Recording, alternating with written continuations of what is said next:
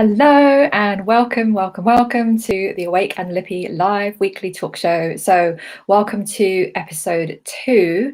And I'm hoping if you are just tuning in, if you can just drop me a quick comment just to let you know you can hear me okay, because I'm currently streaming into 2 places on the Facebook page and the YouTube channel. So I just want to make sure.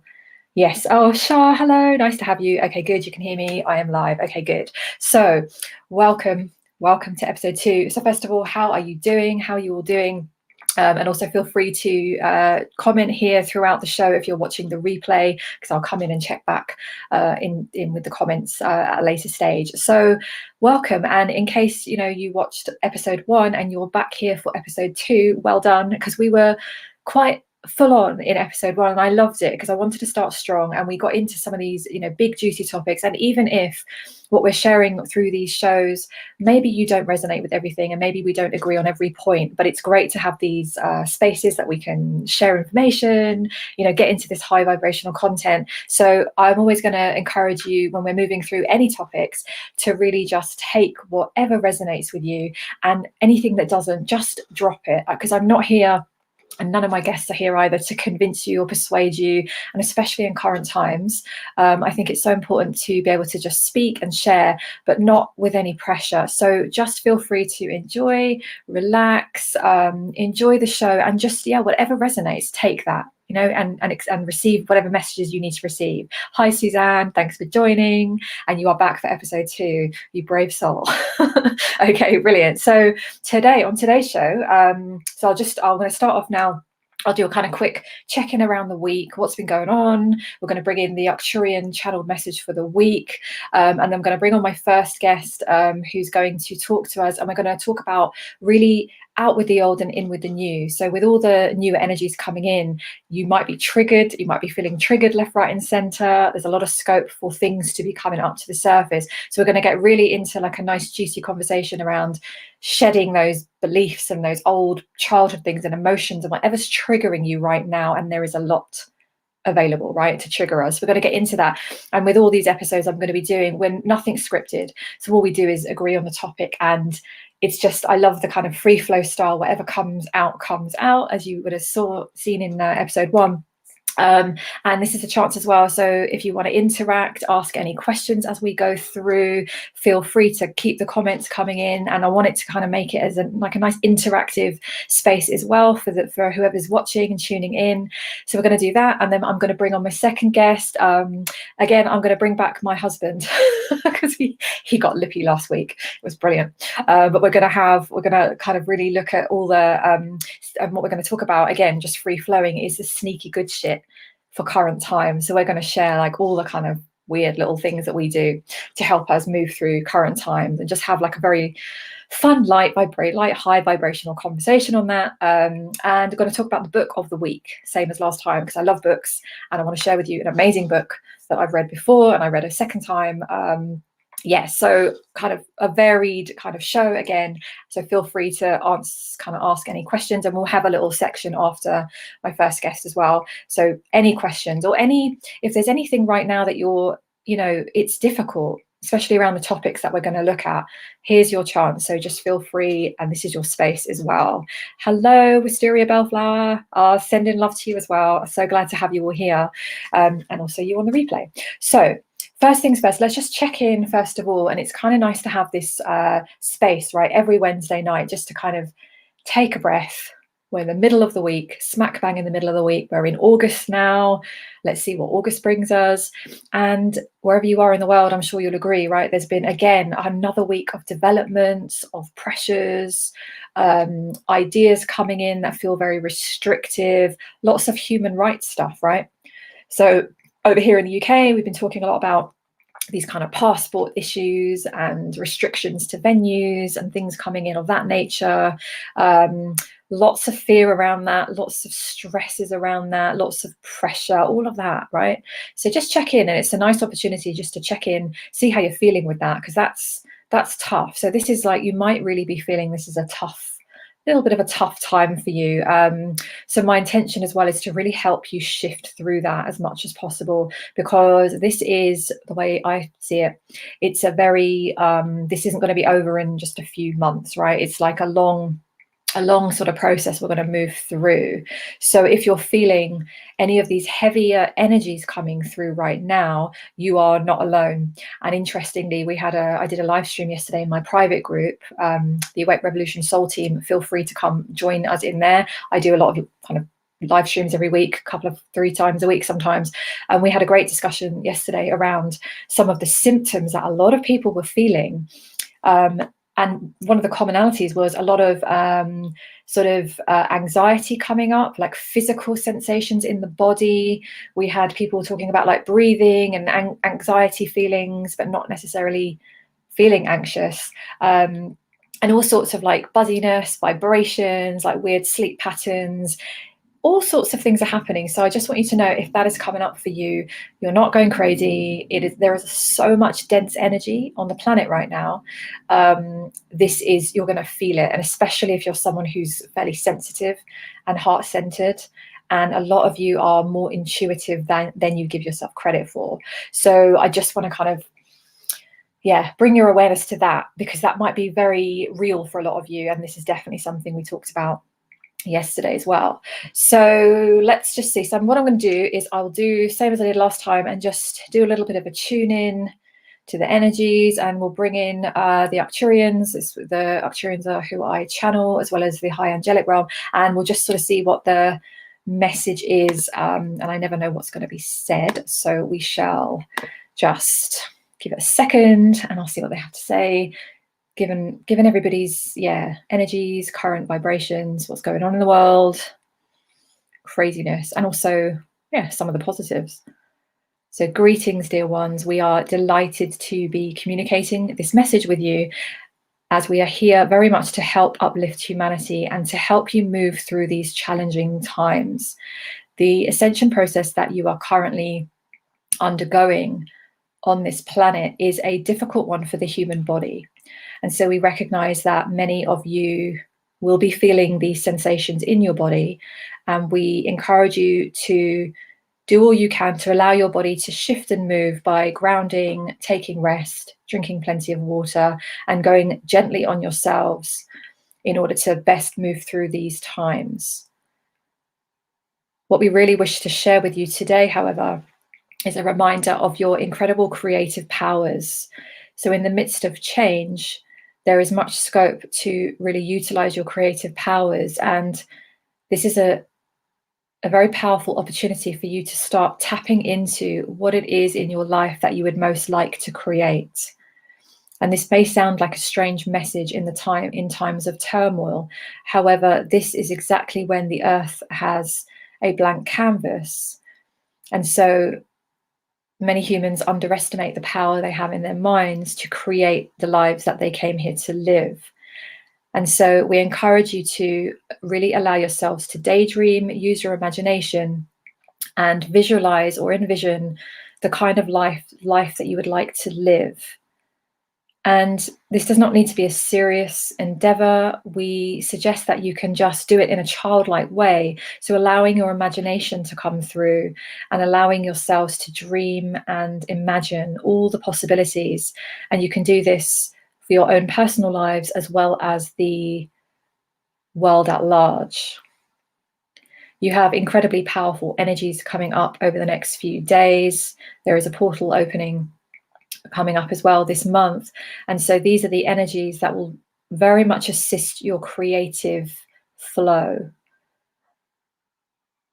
So we ask you to sit and tune in and ask yourselves, if you had a blank canvas, what would you wish to paint on this blank canvas? Who would you want to be?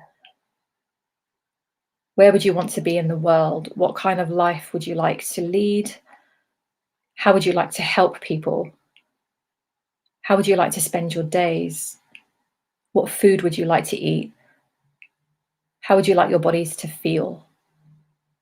What kind of relationships would you wish to have? And by asking yourselves these questions, it is helping you align with the newer frequencies that you will be all collectively bringing in. This is a group effort. This is a co-creation. And so when each individual holds the vision within them, they are assisting the collective. And so never underestimate the power that you have. And we deeply encourage each and every one of you tuning in to this message to realize how incredibly powerful you are. And you are here very purposefully. And so although you may be experiencing challenges right now, simultaneously, we remind you of your power, of your creative abilities, of your ability to really shift and transform and to release those things that no longer serve you. This can be an incredibly powerful time if you open and allow yourselves to move through this. And we are delighted for you to have received this message from us today. And we will be back with more messages to really assist you on this. Okay, thank you. All right, so yeah, I love that message. And it was really kind of, they said similar in the group, my private group as well, because we were talking a lot about using our imagination and really starting to like co-create, right? And really starting to think, what kind of world do you want to live in? And I say that because there is this sort of tendency sometimes, I think, that, you know, when we talk about envisioning like a world full of peace and love, and sometimes that can sound really cliche, right? It can sound like, oh, it's like spiritual woo-woo talk, and yeah, right, it's too good to be true. But what we forget is actually we absolutely can do that. This is what we're here to do right now. And if you're awake and aware to what's going on, we maybe don't realize how powerful we are. We're actually going to be the ones who are going to help create this earth. We mean this like literally. You are here with your thoughts, your mind, your hearts, your souls, literally helping to create the earth. And I love that. And I just want to remind you of that as well, because it's so easy in the midst of all this bullshit, right? The news, the government agendas, the new this and that. And it's really easy to sometimes forget and go into this fear around, oh my God, what's going to happen? Are they really going to roll that out? What's going to happen in my country? And all of these very human things, right? But if we take a step back and tune out, you've got to tune out from some of this stuff. And really, really remember how powerful you are. That is one of the ways I think that I move through this. It's one of the ways that I feel that I can stay sane, right, no matter what's going on. So check this in, check in with yourselves as well, and just kind of see what this brings up, and see what it feels like to just allow yourself to daydream, right, and really, really just go there. And that's the beauty of what we can do, right? So let me just check any connection. Okay, good, we're good. All right, so what we're going to do now is going to bring on my next guest, wonderful Lynn Avis, who's going to come on in a minute, and she does all sorts of amazing, incredible things. She channels the angelic realm, she teaches, she holds workshops. She's a woman of very kind of high vibration and awareness and knowledge and all the good stuff. And she's going to come on now in a minute, and we're going to just kind of have this open conversation, not kind of scripted in any way. And we're going to really just talk about sort of out with the old, in with the new, and talking about the really, maybe some of the more challenging bits of releasing those old limits, right? Those old kind of old baggage, old things, things that hold us back. And sometimes that can be from childhood, sometimes that can be emotional stuff, whatever it is, because now is the time to really, really start tuning in and looking at this. And aren't we getting triggered everywhere we go, right? So this is what we're going to have a nice kind of open discussion around this topic, and I can't wait. So let me just see if I can bring on Lynn now with one click. Let's see. Yes, here we go. Hello. Hi. Hello. Can you hear me okay? Yes, I can hear you absolutely fine. I'm hoping that my connection stays good and clear. I haven't asked for help being on a Greek island. It's not a guarantee. Yeah, I know. Well, no, it's looking fine. It's so far. And if it does cut out, it's not the end of the world. Don't worry. But it sounds good. Sounds good. Yeah. So how are you? How are things where you are? I'm fabulous, thank you. Trying not to melt in the Greek heat wave at the moment. So just doing everything. So if it is a little bit noisy, it's the aircon, I'm afraid. It's must at the moment. But I got locked down in paradise, so I really don't have anything to complain about. So You did, and it was such a good timing, wasn't it? Remind me, because you were supposed to be traveling, weren't you? Was it? Yeah, I'd been nomadic for almost 2 years, and Kefalonia is a place that I've got a strong spiritual connection to, and I run a spiritual retreat here annually. Not at the moment, but and I didn't want to, after the last retreat that I did, 2019, October 2019. So I didn't want to leave, and I was like, oh, why have I booked these travel plans? And I just did not want to go. Anyway, I had these plans arranged, and then I came back in the March to see if I liked it out of season and maybe stay for an extended period of time, and literally landed here and then got locked down 10 days later. So I was like, yes. So it was my intuition, because it wasn't really making a lot of sense logically, which a lot of the way that I live doesn't really make sense logically. But the real strong pull to come back and be here was massive. So I understood. I understood straight away. I've been in Asia and Indonesia, so I could kind of see the rumblings of what was starting. I had intuitively a sense that things were going to kick off, and lo and behold, so it's kind of real divine timing, wasn't it, for you? And intuitively straight away I was told it would be 2 to 3 years, which everybody was, 3 weeks to flatten the curve, and I was like, this is going to be 2 to 3 years, unfortunately. And nobody was obviously wanting to believe anything. We're like halfway through already, right? We've done we're like 16 months in or whatever, I forget now. And it actually, just on that note, it's a really good thing to just acknowledge, because I was talking to Michael about that the other day as well, and we were like, it's kind of, once you understand, and this is hard because patience is really, really difficult, but when you understand actually this is a process, and if we're looking for it all to be over and done within 3 months, we're going to be continuously disappointed, right? And how long is it? I kind of just accepted, it's like, I'm looking next couple of years just to kind of move through. It's going to change, but massively. And and each kind of literally wave of energy that comes in brings up more. And for me, this was way back 2000 the kind of lead up to 2012. There was all this talk what 2012 was, but energetically it was kind of an ending and a new beginning, and that start of energy frequency being raised was like the precursor to this. So the energy that we're in, or the planet is in, is truth. So anything that isn't truth is going to get exposed, but that's going to happen over time. It isn't all going to be exposed in one fell swoop, which the human self would love, but that isn't the way evolution and ascension works. I don't think we couldn't handle it, right? Imagine if because when we sort of done our going down the rabbit hole with all various things, it's like we want everything to come out, but can you imagine if everything came out next Tuesday afternoon, everything? What a terrible world that would be, right? Because we've had to do it in stages. I certainly have. It's like anything, we grow in stages. Human beings grow in stages. We don't just go from infanthood to adulthood. There's all those stages of progress and growth, which is necessary. The planet didn't just overnight develop as she is. So there is a process to everything, and it's a natural unfolding, and we just have to be patient, and that's not what human beings like doing, is being patient. I know.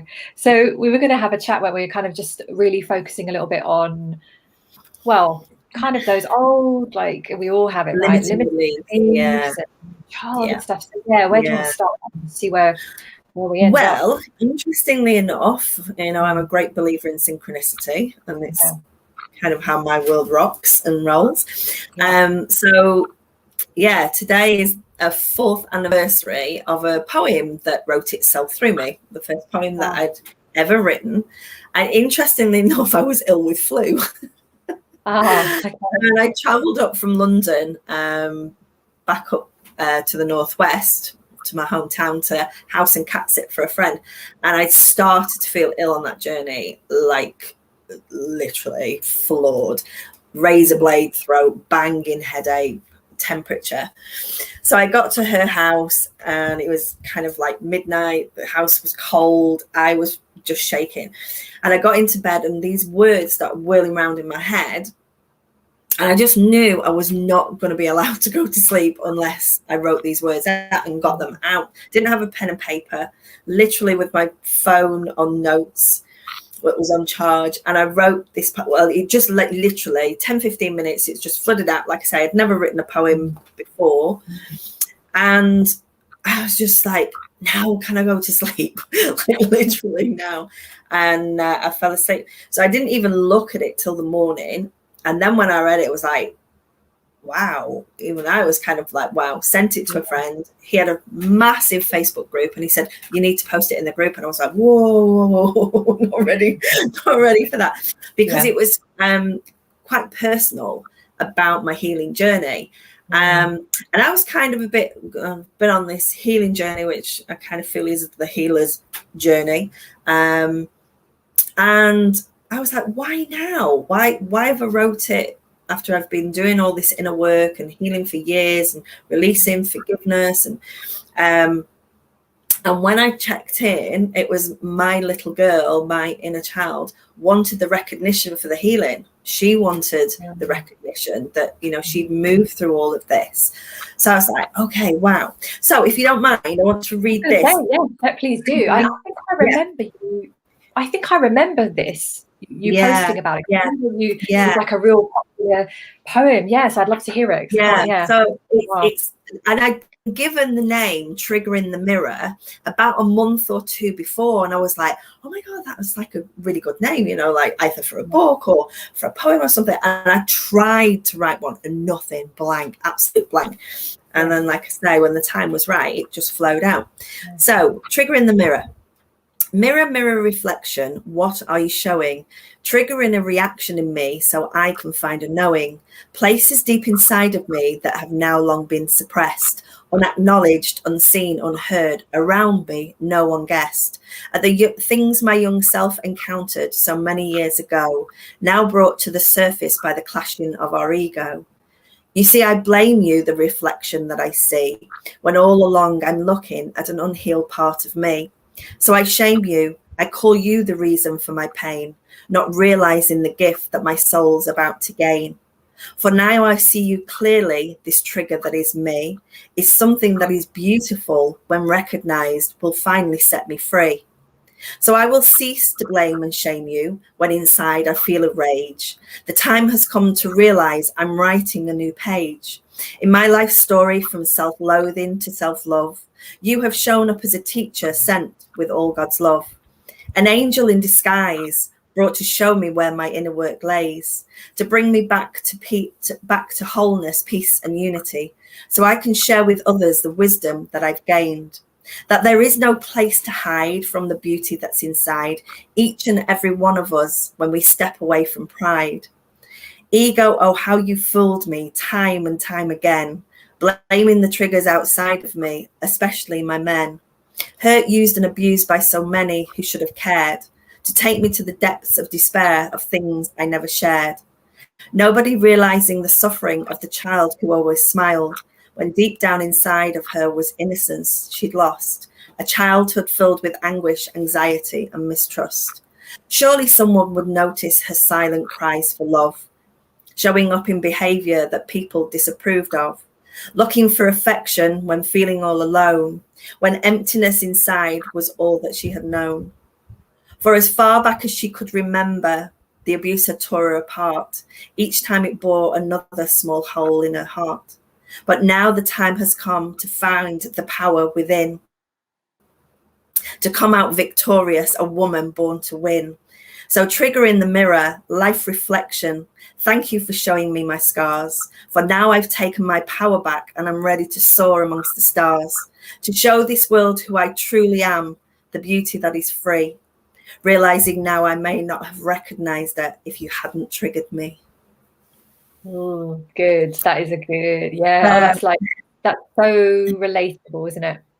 Yeah, and reflecting now, it's just kind of another awareness of like that date, that was 2017, and me saying I'm ready to, I'm taking my power back and I'm ready to soar amongst the stars. 2018 was the year that I did it.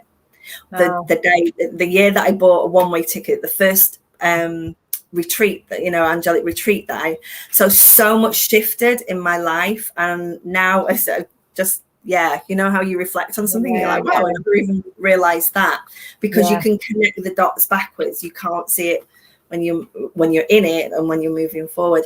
So that trigger in the middle, so the word trigger, what is this word trigger? Is when we get upset or angry or jealous, or something inside of us doesn't feel good, it doesn't feel settled, it doesn't feel joyful, it doesn't feel happy. So that is that trigger.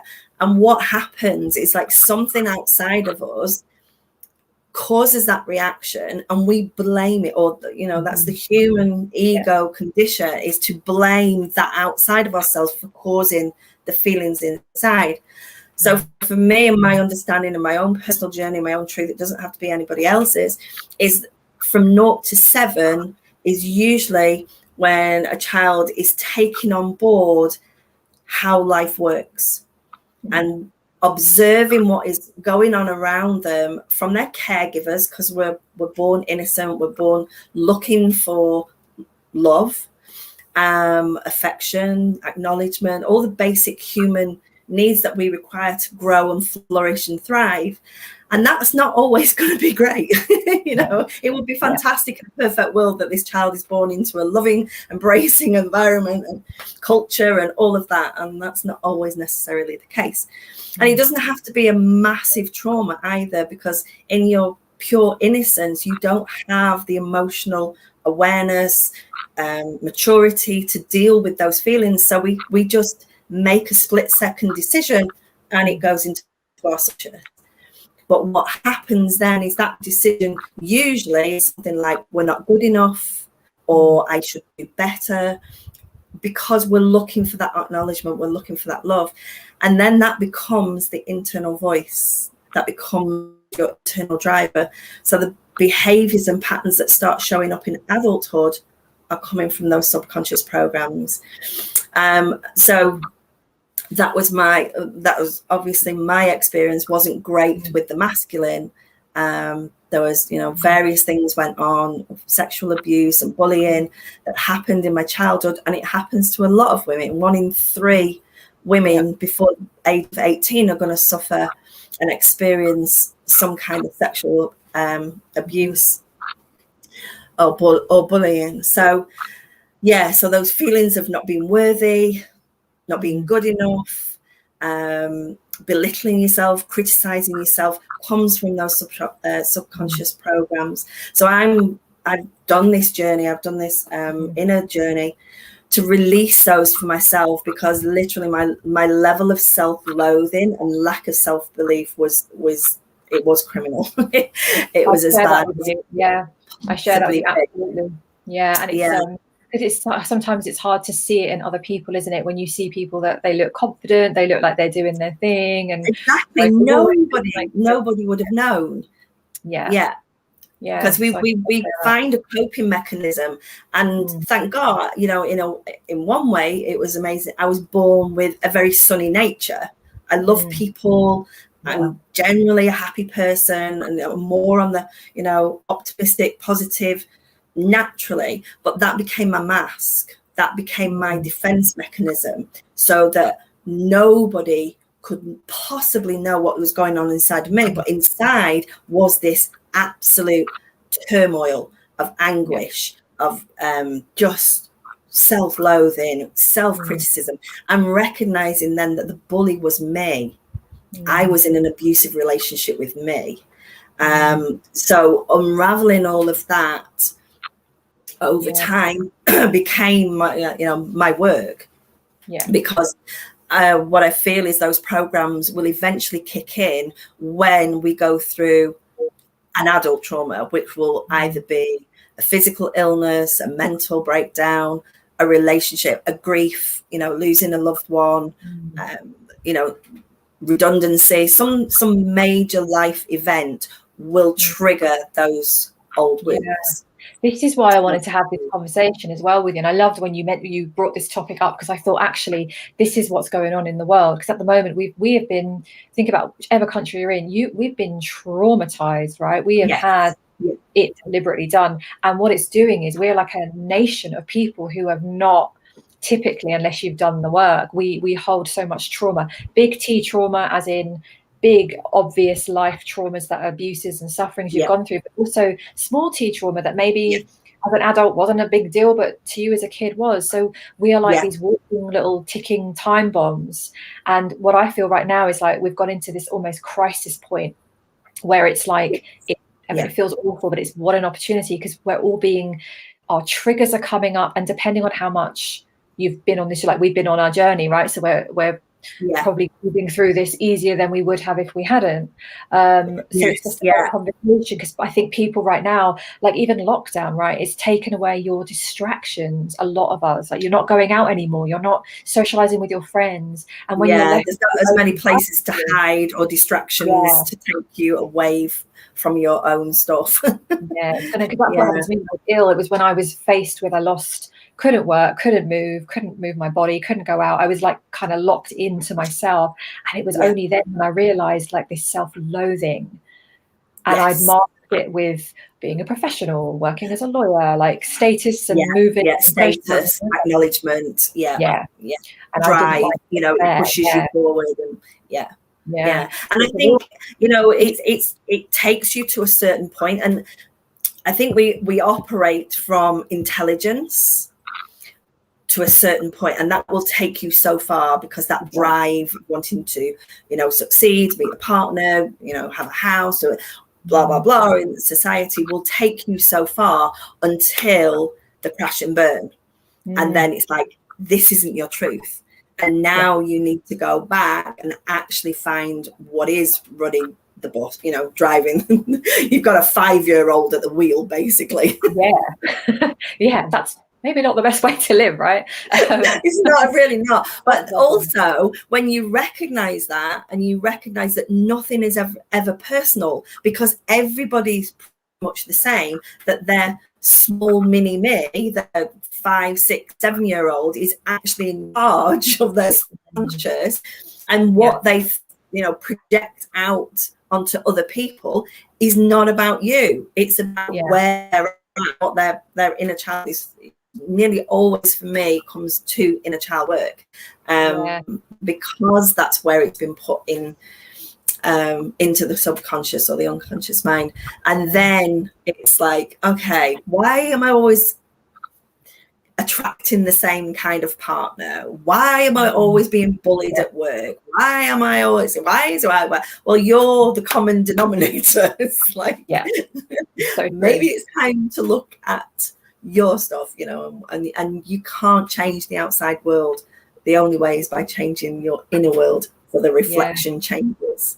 So true. I want to add to that, because in we're like in the kind of spiritual circles, and we're very like heart-centered, and all of that, and we talk about being an empath, right? It's just what came to me now. It's like we do this thing, and I've seen it so many times, like we're an empath, so it's like, oh, we're an empath, so people, we have energy vampires taking out energy, and it's like we're attracting narcissists, and I've done all of that, so I'm not criticizing, I've been there, but it's like what we do is, because I'm an empath, I'm just exhausted because people take my energy. And it's like, actually, if you were to take the reins back and just, not an easy job sometimes, but to look at yourself and go, within me that's allowing this to occur, which is not an easy job, and probably need some help with that, right? But it's so empowering. For me is acknowledging that this is shown up for a reason. It is a gift. It might not feel like it at the time, but you getting triggered is a gift, because you're going to get the access point to where that inner pain lies, and that inner story that's not serving you now, because it's not your truth. So being grateful for the trigger as the gift in the moment is the mastery. That's challenging. It takes time and practice, definitely. I've not always done that. I'm having some funny conversations with my ego and my higher self. Yeah, Ego chat's really good. I found it in my phone. I couldn't sleep the other night, so I cleared out my phone. I have so many notes in there, right? Of all what I do is I rant in my phone sometimes, so that I don't put it out there, right? And I found this list literally of triggers. Funny we're talking about this, and it was right at the beginning. I think it was like last year when everything was blowing up on social media, and I just felt the need to, like, I am being triggered all the time. I need to start like sifting through some of this, and it was like things that were triggering me. So just a suggestion for anyone, if you don't know where to start, use social media for this, because it triggers you left, right, and center, right? And as you're scrolling through, right, as you're reading a post, and if you get that like someone's just punched you in the gut feeling when someone expresses an opinion, you know, that feeling. Yeah, how dare they? What's wrong with them? Write it down. Like, what is it? Like, I had things like I felt the need, like this happened a lot. I felt the need to explain to people like what is really going on. I did this a lot at the beginning, right? Like March, April, right? Like, to explain to them, no, it's this, it's this. And it was like, even though they couldn't see it, I was still trying to explain, and I was getting really upset. I was like, right, what am I being triggered at? That it's like, oh, it's like me explaining my truth, and I don't feel like I'm being heard. So really it wasn't about them, it was about me. I haven't told that part of me yet, that there's a little girl inside of me that she doesn't feel quite heard or loved or whatever else, right? And I recognized it. So it's just, we all have it. We all have bits, right? I would say one of my absolute top values, you know, if I was to do any kind of test, would be freedom. You know, I do class myself as a classic free spirit, and never conformed at school or anything like that. I skived off school as much as I could possibly get away with.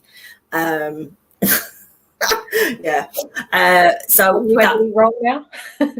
Rebel, and you know, in my own way, I just wouldn't conform. So obviously a situation like this, and you know, I've been nomadic literally for 2 years, and then like, well, you're not going to travel, and it was, but freedom's an inner job. It's not about what's going on. And if we're ever seeking anything in the external, then we're going to be disappointed. We're going to be let down. You know, those expectations probably won't be met. It has to be in here. So a lot of the lockdown, I was working on feelings of freedom, feelings of inner peace, you know, to deeper and deeper levels. And each time it's that in Greece, they like layered on another restriction, and they layered on another lockdown, to the point that we were like a 6 p.m. curfew. You know, it was like, it was really bad, wasn't it? 2 hours a day. You had to sleep, apparently. I never did. I purposely didn't get a Greek phone number because I thought, I am not going into any of that shit. I found my ways around everything to give me a sense of taking back control, have the freedom to do what I wanted to do, to the point where I was like, you know, I'm just not complaining. But then another wave came up, and this was the outdoor masks, because everything inside of me was like raging. This is insanity. This is like, we're in the Mediterranean, the sun is shining, people are slapping masks on their little kids, and I was getting so worked up about it, so angry. I'd be on my balcony like, and I was like, oh, this is not good. This is not good for you. So I had to step back, and I was like, okay, what is this about? Why does anybody do anything when we do anything out of love or fear? That's it. That's the two polars that we choose to do anything from. And I thought, okay, those people wearing the mask, complaining, doing all that, they're in fear. They're in fear. Most of those people are in fear. Okay, so what can you do that's going to make it easier and feel better for you, and you're actually going to, you know, send them better energy than you're sending right now? And that was it. And I was given, just anybody that you see with a mask outside and it triggers anything in you, it's like literally, peace be with you, because you want to give them peace, because that's currently what they've not got. And everything inside of me just dissolved, and I was just like, oh, that feels so much better. rather than this constant. And that's what I mean about, finding that access point of what that trigger's bringing up inside of you, because that is I would say my number one goal for this last few years has been to find inner peace inside of me, because it was not there for so much of my life.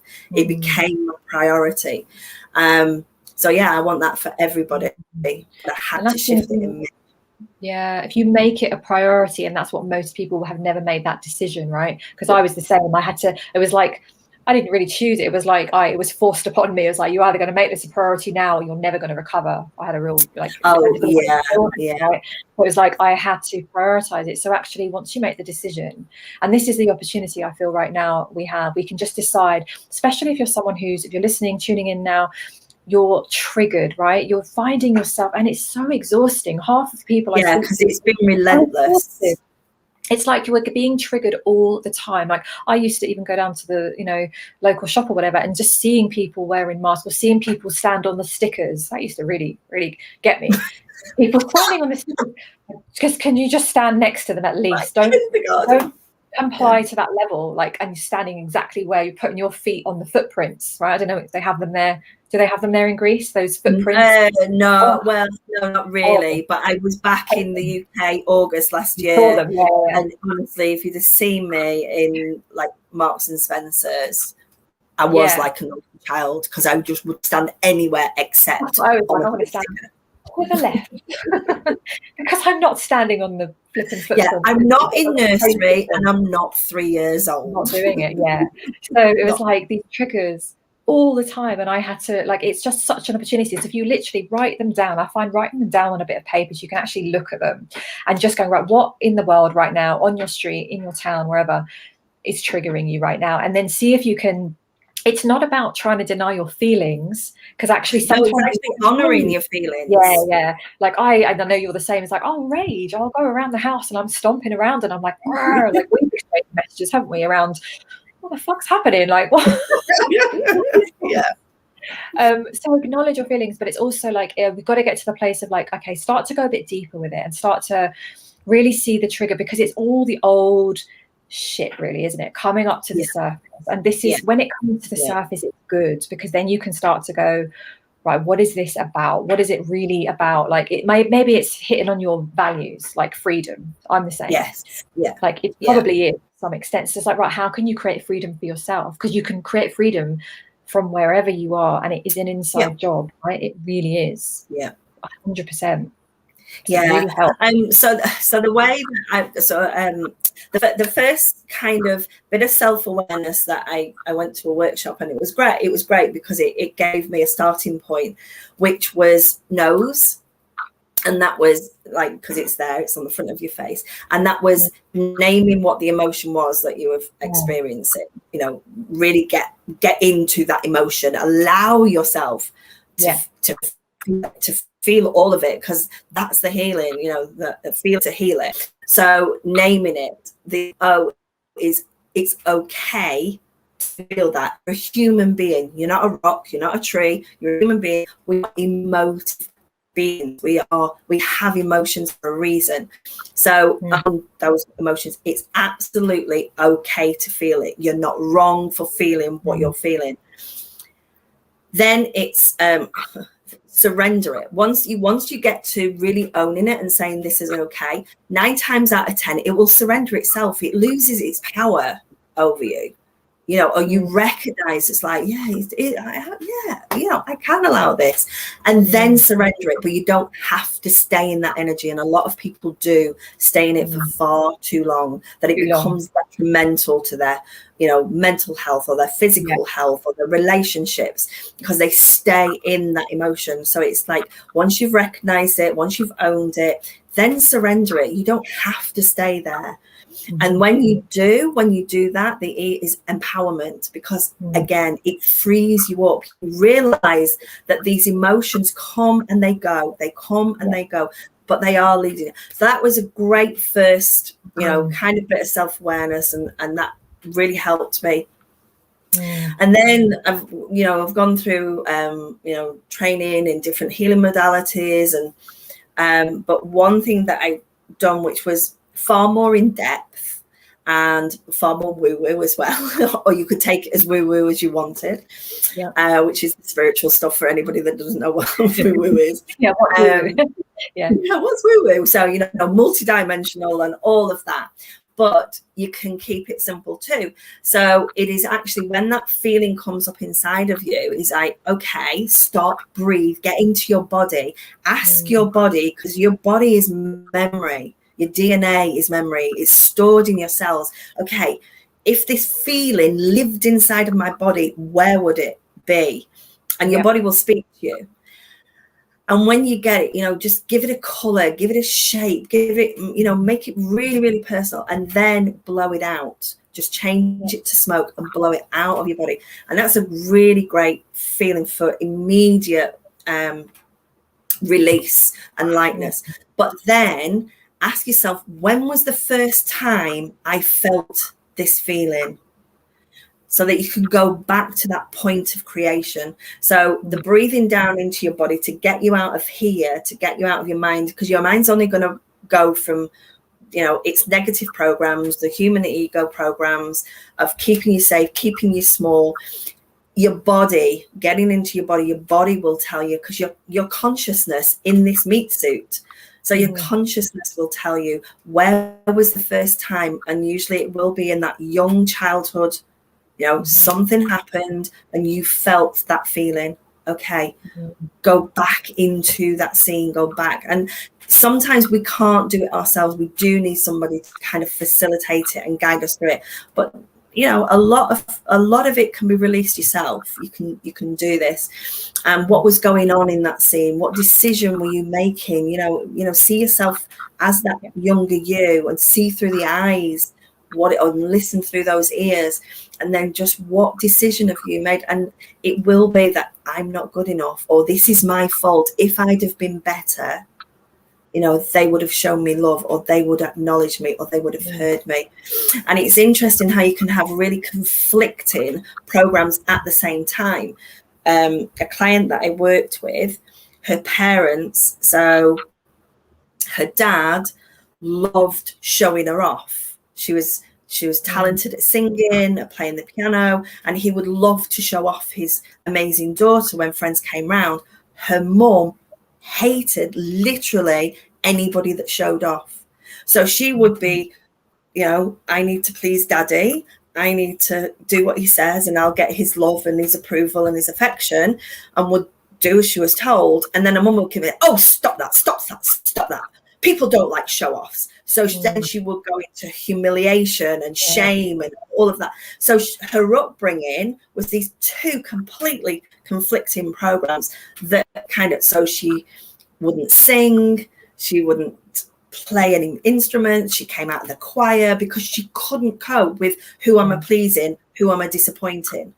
So, those kind of things can really impact you as an adult. We don't always know, do we, how impactful those things are. And I've had literally every time I work with someone, when we drill down into that, it's all, we're so similar as human beings, because really we all have a level of some sort of version of we're not okay. Somehow we're not okay. We're not deserving. We're not worthy. Because we don't walk around. I was saying this in my live stream, my group recently. It was like, we don't walk around going, oh, I feel like I'm not deserving today. Or I feel like I'm very aware I'm not worthy. We might even bring the post and not resonate and go, I don't have a deservingness and worthiness self-love issue. I'm good, thanks. That was me years ago. I was like, no, I really think I'm confident. I wasn't at all. It was just hidden. So we all have, when we drill down, there's some level of something that we learn, right? And it is, as you said, it's the decision that we make, because that's the core issue as humans that we have. But it's so when you use that and go on this journey of really giving yourself this gift of really just trying to explore, this is the perfect training ground right now. It really is. It really is. Yeah. Fun, just look at the comments, because we had so some comments on your beautiful poem. Really beautiful, really moving, absolutely beautiful. So much resonates with me. It was so good. Yeah. And it's it's like what's personal is universal, right? It's like absolutely. Every time I've shared it, the amount resonant with everyone. quality. So Lisa, that's so helpful to send peace, you were saying earlier, because I just want to punch the mask. And yeah. Been there. It's a much nicer way to live. It's just, and on that one, it's okay if you do feel like punching certain police, fax police and mask police in the throat, because I just want to put that out there, because what I think, this is me getting lippy now, I'm getting warmed up, what I feel is that we've done too much, and I'm all love and light as well, but we've done too much of going the other way of, we must only send love and light, and we must only be in that vibration, and anything else we must disregard. And this is my pet hate around the I truly believe in righteous anger. I really do, because to deny that if you're feeling it is bypassing. It really is. And there's a lot of that can go on in the spiritual world, particularly. But no, righteous anger. But you don't want to stay in that energy, 24/7, because that won't feel great. That will exhaust your energy field. It really will. Yeah. So that's okay. Whatever you're feeling, it's like, I just want to make whatever you're feeling is okay. Okay. Because God, I felt like that. And sometimes especially if you've done any work on yourself, you can go into that kind of self-judgment going, oh, I thought I was beyond this now. I thought I'd, and I want to just be open and share that. Sometimes I feel like I totally dealt with a thing, and then it comes in again on a spiral. And it's just a lovely spiral. Revisit.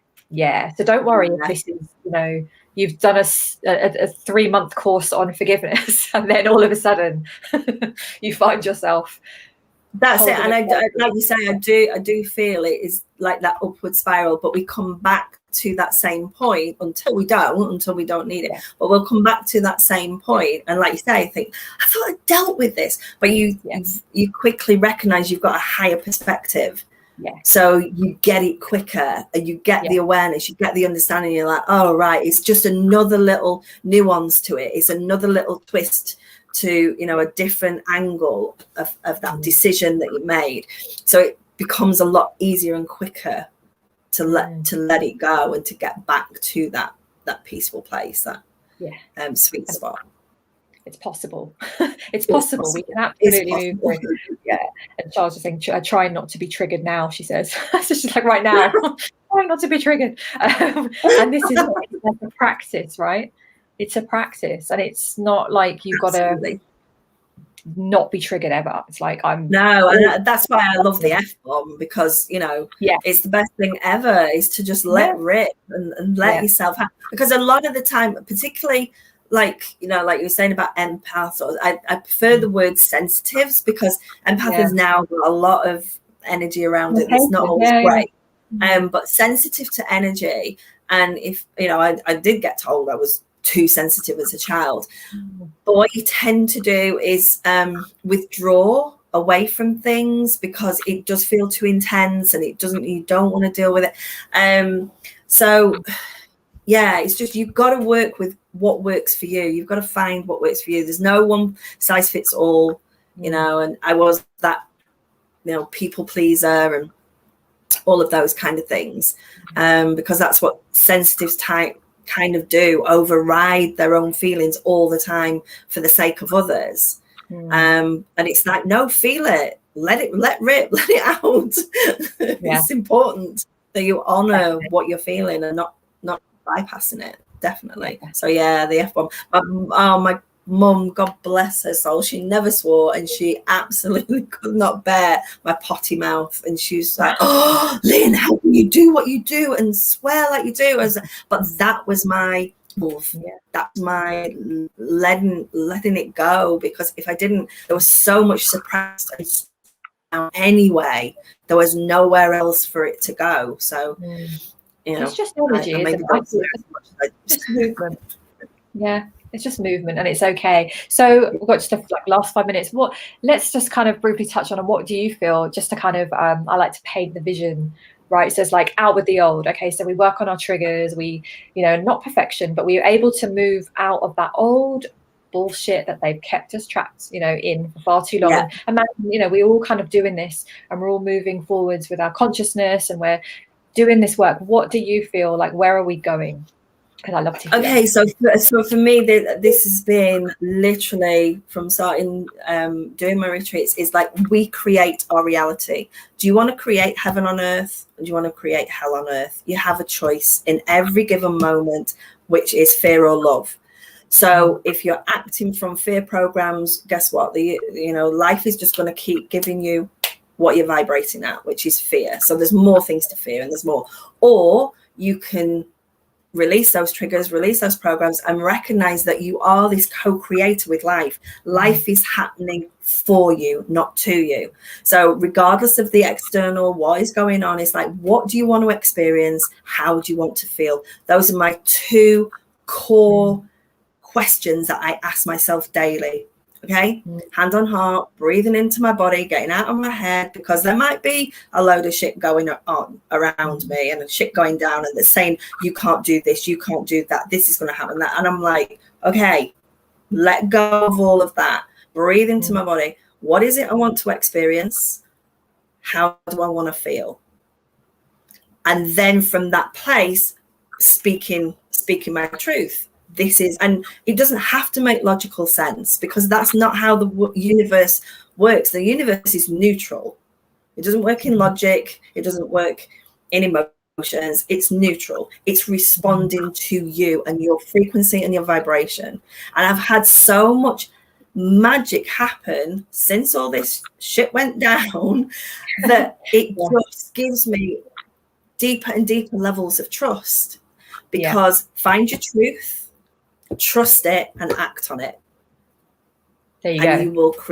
You will create, because the universe will come in and it will, like, once it gets a clear direction from you, it is like a computer, literally. You can't give it a negative command. You can only give it positive commands. So just the same, it's like, what is it you want to experience? How do you want to feel? Those are the real cornerstones for me. Getting your truth. What is it? What is it you want to create? That. And if you just do that every day, imagine you just did that every day, you would shift your life, and it's easy to kind of think, oh, it's not enough, but you do that consistently every day, over the days, the weeks, the months, and watch how your life completely shifts. It's so much more powerful than we realize. And that being mindful, being in your life here, not in the past, not in the future, being in your life, because your life is here in this now moment, the eternal now moment. But it's true, the ego will get pissed off with it, but it's true. Argue with it, you're only going to lose 100% of the time, so get on board with it. It's much easier.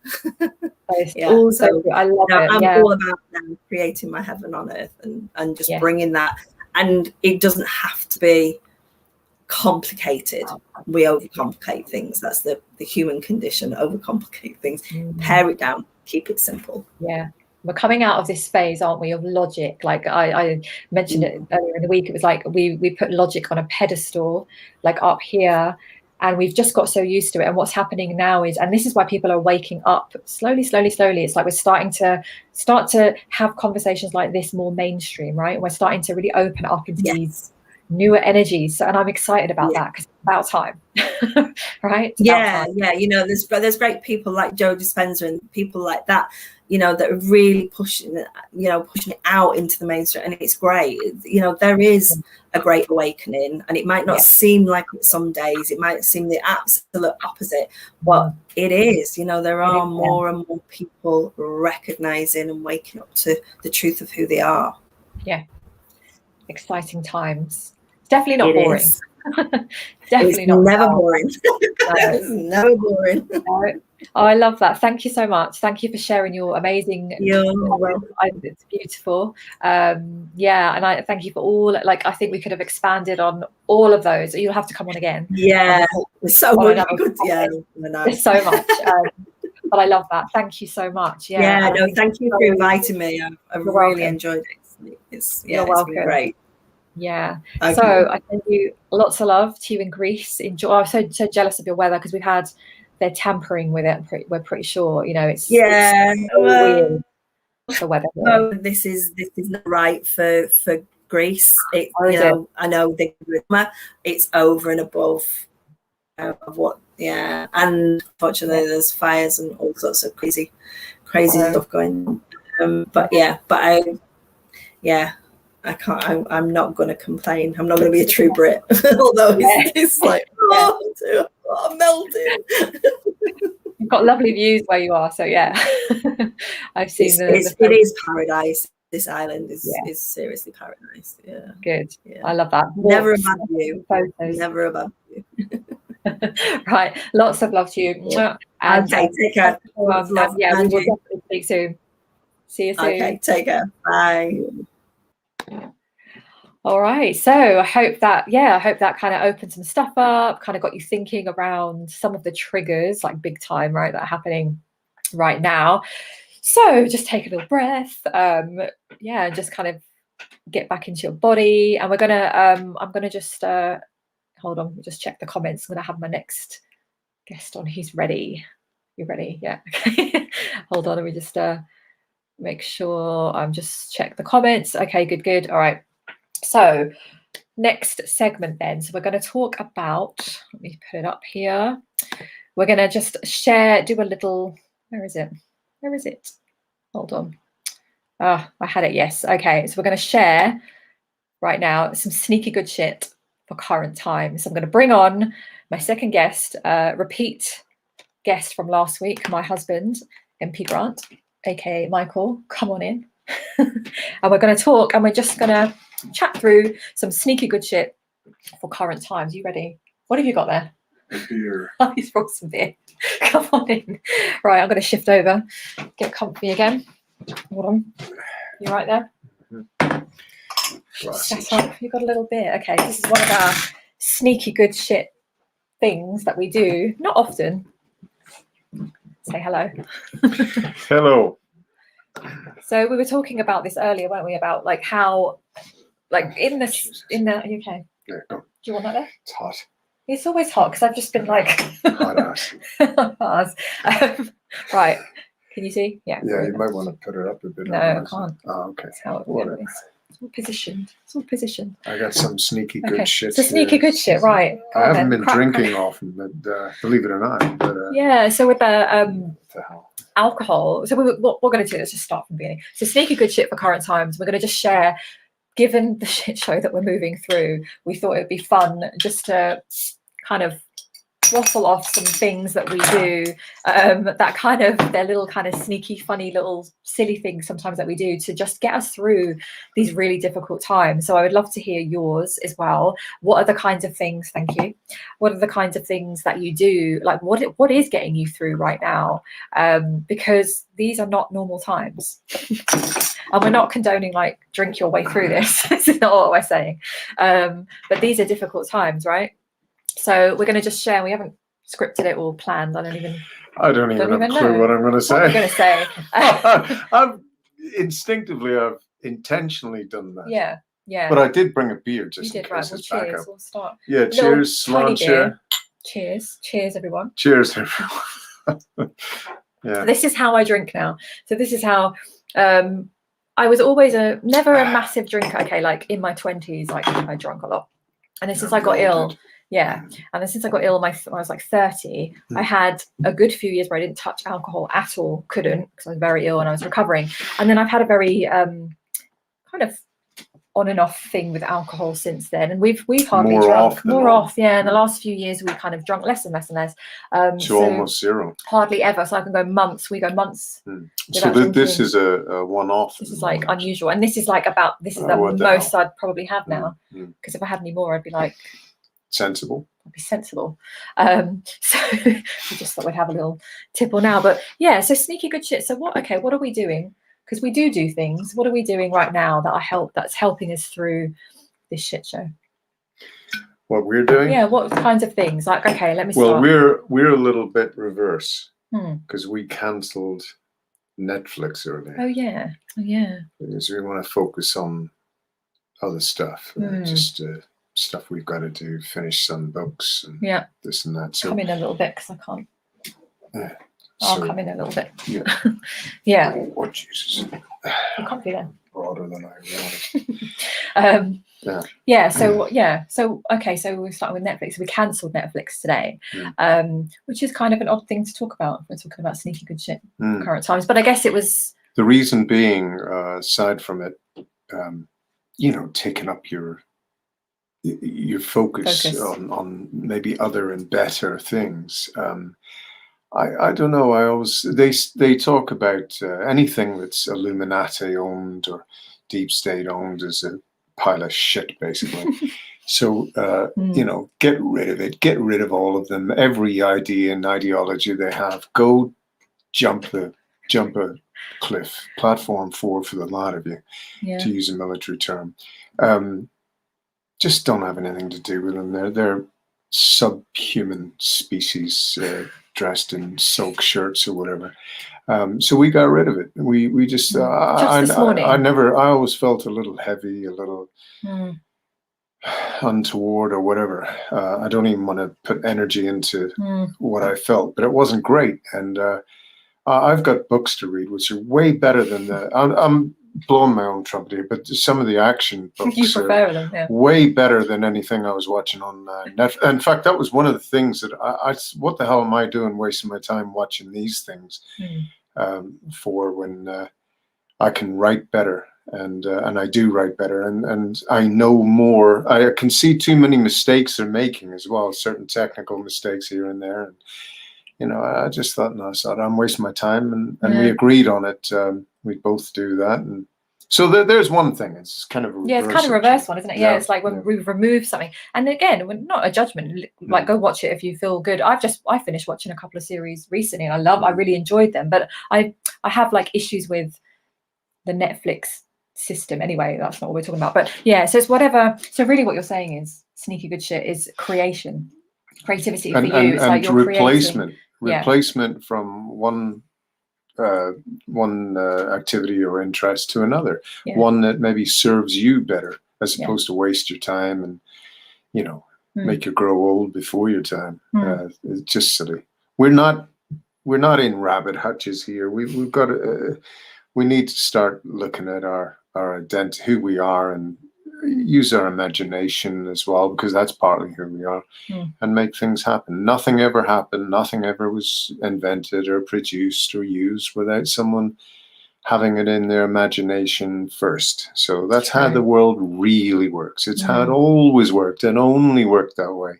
So why not get on board that train and rock and roll, That's what I think. Yeah, I love that. What else? What else? I have like loads in my head. I don't know, like what we planned this topic. We're just going to talk about sneaky good shit. Right. So what gets me through current times? Indulgences. Yes, that's a huge one, right? I'm taking the time to enjoy them and believe that know and feel and resonate with doing it and all the advantages of that. Yeah, I think for me, it's like really like I'm a very indulgent person, right? Maybe sometimes it's in you. It's in my blood. It's in my DNA. But I feel really, I'm the kind of person that likes to indulge and do things like silly little things that just feel really relaxing. Like, okay, I'll give you an example. I've got this, you got it for me. I don't know what it's called. It's like a pillow, right? But it's like, how many feet is it? Is it like 12 feet or something? It's like a 12, but it's like wraps all like a double, like a U wraps all around. Yeah, it's like a U, and it goes. It's like I love it. So every time, it's like when I've done all my stuff, and it's like everything's done, and I get it, and I just kind of wrap myself around it, and it's like I lay back on the bed, and it's like this indulgent. It can become a sofa or a throne. You can move it, and it's like, it feels so indulgent. So I do silly things, like I'll get something to watch, but I'll make like an occasion of it, right? I'll make a ceremony of it. You should see this lady. She's got her notebooks, her pen, her phone, her laptop, her little drink, maybe a little snack, and so on and so on. She's in seventh heaven. Bless her. That's what gets me through, and I can have like the worst day, right? And then I can turn it around and just get myself like all set up. You can make you can create your best ideas, your best story plot lines, and all sorts of things. You journal. Yeah. And the other thing you do now, God help us. What? Oh, the channeling. Yeah. Oh my God. Yeah. The most I would say, I'd like to say scary, freaky, but it's no, it's not. It's just brutally accurate, but yet they say it in such a lovely way to you. And we're having great fun with them because apparently I'm involved in that fraternity as well to some level. Yeah. Some level. Definitely. So, yeah, you do that in it as well. Yeah. You're all set up. Yeah, just like conversations with them, like when I channel and I just kind of, yeah, that's like sneaky good shit. It's like the best shit. Seriously sneaky good that's shit. That's good. I like that. Because I enjoy that. So much is revealed, and it's not just that, the health downloads and coding that Melissa has done with you. Yeah. God bless her. She's amazing. She's amazing. Yeah. And you know, the healing abilities, they're literally out of this world. They're not human. They're amazing. And for some reason, they've picked you to be able to do that. Well, soul contract, which I'm going to talk about in a little bit. Yeah, so that's one of the things for me. But I'll tell you the other thing that really gets me through current times is shower music, dancing in shower. We shall never see this. No one's ever seen this.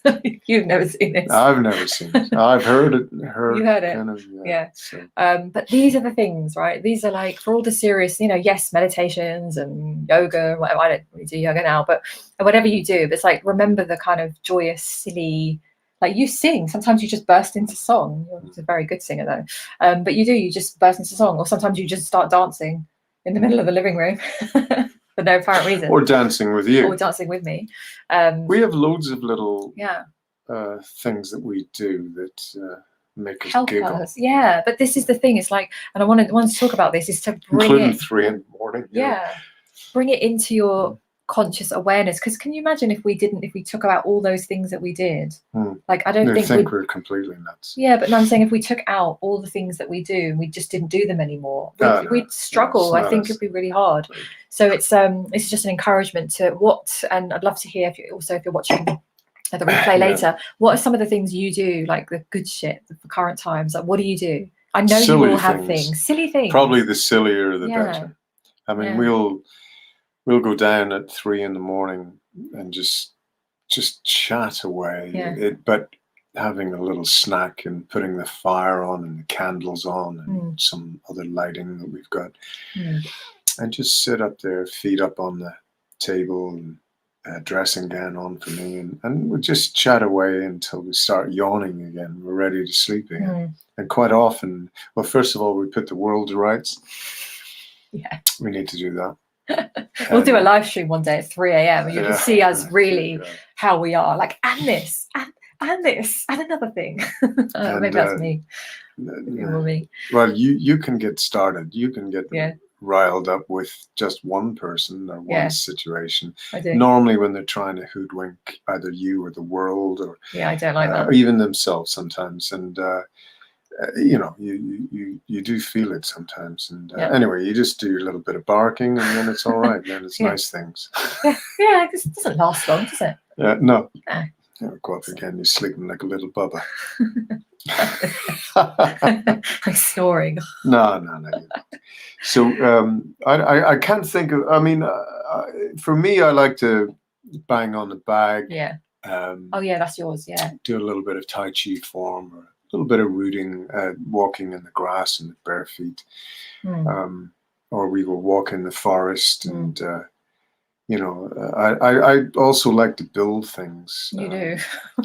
You know, pergolas or walls or whole gardens. See, that's creativity. That to me is like you do it in the physical. You know, like you move and you do it, and then you also do it in the like writing, in the creative, in your mind. So it's. I've always been physical, and pretty much, and super physical actually. Training for hours and hours every single day, 6 and 7 days a week. But I just, you're combining the physical with creative, you know. But there's some people out there, they might like to just do house cleaning and stick on, I don't know, Pavarotti or whatever. No, I like Fine Young cleaning. Cannibals or whatever it is. Cleaning to stuff I listen to. Yeah, you so love it as well. I do. Yeah, so I either do like music, or I used to listen to loads of Abraham Hicks. Yeah. Well, in my ears, And now you're doing. Now I'm like doing the same thing. Everything she's done. Yeah, it's weird, she's isn't doing. You're up there now. The world just doesn't quite know it yet, but they will. It's coming. Yeah. Oh, but 100%. It's like listening to music, and for me, it's like 80s music. Right. So, what music do you guys like? What's we've all got the music, right? That when you put it on straight away, it gets you into that. She loves 80s music. She was born in 1980. But she loves 80s music. I cracks me up. I love that. Yeah, I grew up. But you were only a little bubba then. Yeah, but I listened to it. I loved music. Ahead of your time. I was like, it's deeply ahead of my time. A tough, big, broad-shouldered swinging dick by then. Yeah, we had a different lifestyle. Yeah. You were a bubba. You were like 6. Yeah, I know. I was living my best life as a writer. Yeah. When I was 6. What was I going to say? But I had an idea this morning. I thought I'd douse the place. What do you call it? Sage, the place. Right? Yes. Upstairs and downstairs, and the alarms went down both of them. No, tell the story properly. The sage sticks, and it was like you get the small ones, the big ones. We have a really big one, but you didn't realize that you just light a tiny bit. It's really smoky. But I was upstairs doing my journaling, and then you come up with this massive sage stick. It's like shooting smoke, and I was looking at you, and I started to cough. I was like, "That's a lot of sage," and then the smoke alarm went off. You started to cough. Yeah, I thought the spike proteins had just about kicked in. I was going to lose her in about 6 weeks. Then I had no chance. As soon as the coughing starts, that's it. The coffins are ordered. Horrible. What a joke. Humor. Yeah, that's another one. Really dark humor. Yeah, dark humor. We both got dark humor. Dark as you like, right, guys? Seriously. It's so dark, it's light. It's so dark, no one else is ever going to hear it. So there's humor. That's a few things, right? Yeah, we covered a few things of sneaky good shit. We like to reflect on people. We like to evaluate, assess, suss people. Well, I tell you what, I am feeling much more and then if we get lost, you just ask the Arcturians. It's quite something. I'm more discerning now around people. Yeah, so this is one of my things. Good job I married you before you sort of got to that stage. You got in there before. Yeah. But it's you like want some more no, being more discerning and what's getting me through, I think, current times is only connecting with people who they make sense to me, right? So that's even if it's just online, which is maybe a tall order. Yes, so if we're connected online, you're one of the few. But no, it's just being more selective, isn't it? So I think it's like being really selective, really conscious right now of what you're feeding yourself, what you're connecting with, who you're speaking to, who you're tuning into. It's funny, there are a lot of roads that lead to Rome, and that Rome effectively is you yourself and I, so to speak. At the end of the day, what we've lost quite a bit. It's taken quite a few years they've been at it, but what we've lost is our identity, our core identity. And whatever situation you're in my own personal experience, I've had a little bit. Whatever situation you find yourself in, wherever and whatever, it is who you are which prevails.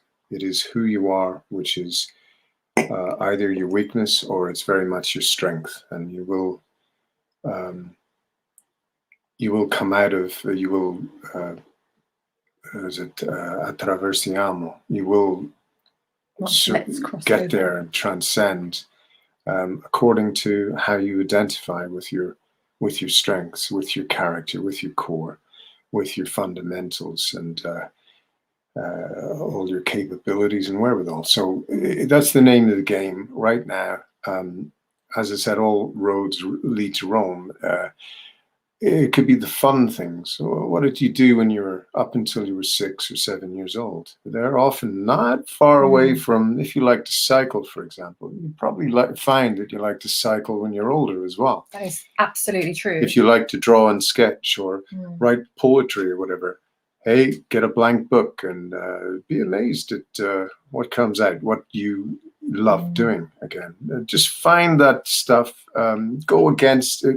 Forget all about these the TV and the distractions. They're not good. They've got very intentional lower vibrations, and who needs it? You know, you wouldn't even pay me to feel that. I've got books to write that are hopefully one day going to bring in a sort of lifetime of royalties one way or another. There's so many avenues now that you can do it. And I would rather, there's no Netflix show on the earth that would match that as far as I'm concerned. Now you guys out there will have your own versions of that. Every one of you. You just find out the ins and outs of that identity. It might be singing. It might be driving. It might be whatever. Doing the house up, and maybe have an idea how to make that better, and maybe invent something or whatever. Don't rule out any of it. Anything that was invented, a lot of it was inadvertent. It's just the circumstances were right, and the person was in the right time, right place, and belonged to that possibility. That's all it is. It's all it ever was. And you know, suddenly the guy who designed the little paperclip, not the probably that as well. But you know, on the loaves of bread, the little thing that the little bread, plasticky tie things. Multi-millionaire within no time. You know, the guy who developed cat's eyes because he nearly crashed one night. You know, again, as someone said about, well, not say who, but you can write as many zeros as you like once you get started. It's just going to be that way. Just open up, allow the possibility. I've always said this. Allow the possibility, and you can have fun ways of getting there. But ultimately, it's always doing what you enjoy, and without worrying about whether you're good at it, though. Because that's the thing. Like, I had a client once who we were just tapping into, like, she'd recovered through the illness. I'd help her kind of move through that, and then she was kind of looking at how to move forwards with her life and create like more of an aligned life. And we were just having this conversation around like, what did you do when you were little? Because we don't ask ourselves the question. And she goes, and she said, I didn't really have hobbies. I didn't really go to clubs. I said, well, what did you do in the house? Like, what would you have spent your time doing? Which is very revealing. And she said, well, I used to do nothing really. I used to go around singing around the house. I said, okay, so singing then. And then she didn't recognize it as a thing. She thought, well, I'm not a singer. Anyway, so she just gave herself permission to just start singing again. And I mean, like, in the house, right? In the bathroom, in the shower, wherever. And she came back to the next session and she was like a changed woman. She was like, she just found her passion. It's not that she was going to go out and go on stage, because it wasn't about that for her, and it might be for some. But for her, it was just like, she was just singing and expressing and just being free. And she was just back into this like childlike, like free flowing. Who cares if you don't do it well? Like, even things like drawing, right? We do it when we're kids. We crayon and we do things, and we learn at school that you're not very good, and maybe you don't need to go and study art at college. And then you think that you're not creative. But what if you just got like some sketchbooks out, as you just said, right? Just started sketching. What was the thing that you did? Because I, like, weirdly, I'm doing the things now that I used to do when I was a kid. So I used to spend my time doing posters and setting up clubs and making badges, and I wanted people to join my club. And like, I used to get, like, I had a fruit club. No different right now. I had a fruit club, or I had a karate club, because I had one lesson of karate and decided I would teach that. But I used to do these things, and it's like, it's funny now, kind of coming full circle. It's kind of what I'm doing. It's like, I've got these groups, and I want to teach, and I want to like help people in that way. So we're not really far off. It's funny. I just remember when I was a young boy, I used to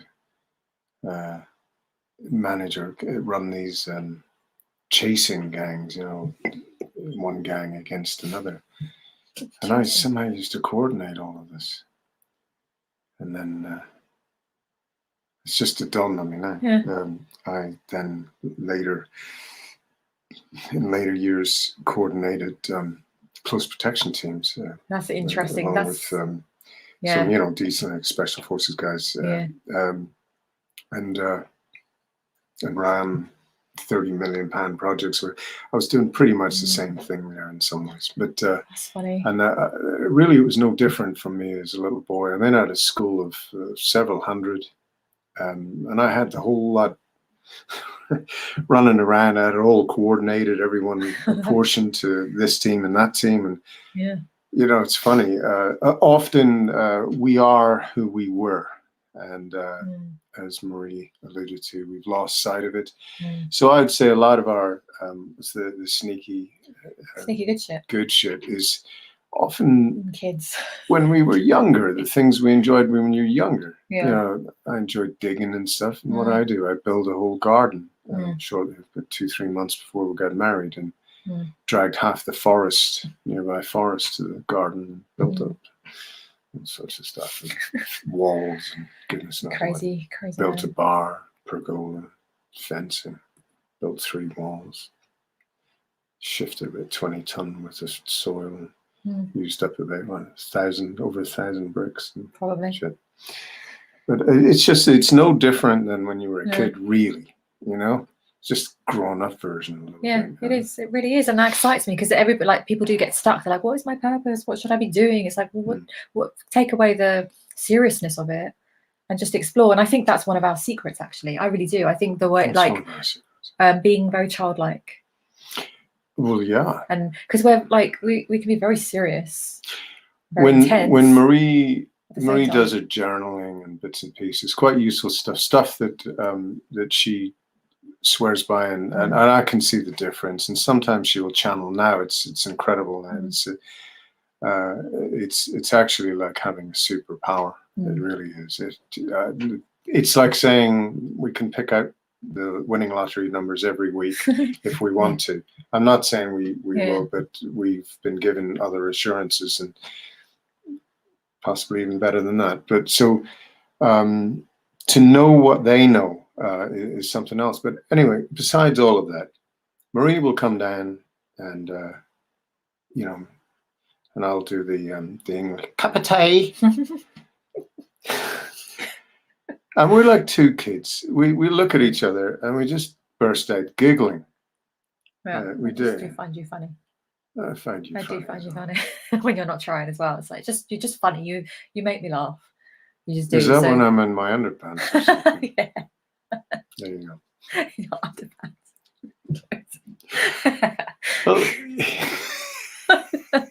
Where do we go from that? Yeah, where do we, yeah, shorts maybe. So no, we're funny. We're I call her my girlfriend. This is how we roll. This is our funny. This is our sneaky, happy shit. Whatever the term is. I've been promoted. She's my girl. I mean, we got engaged within 3 weeks, and then we married 3 years later. And I knew. I just shit. I knew. I didn't want to have anything to do with anybody. And then shit. I knew. But anyway, we just we know each other. We're in our 6th year now, right? And I feel like just gone in 5, a couple of months. Yeah. But it's like I feel like I've just met her 2 weeks ago, and we have that same vibe. I know it makes some people sick, but that's their frickin' problem. You know, we've had all this shit. Yeah, we've would have suicided more than half of you. Probably 3/4 of you. Sorry, but it would have.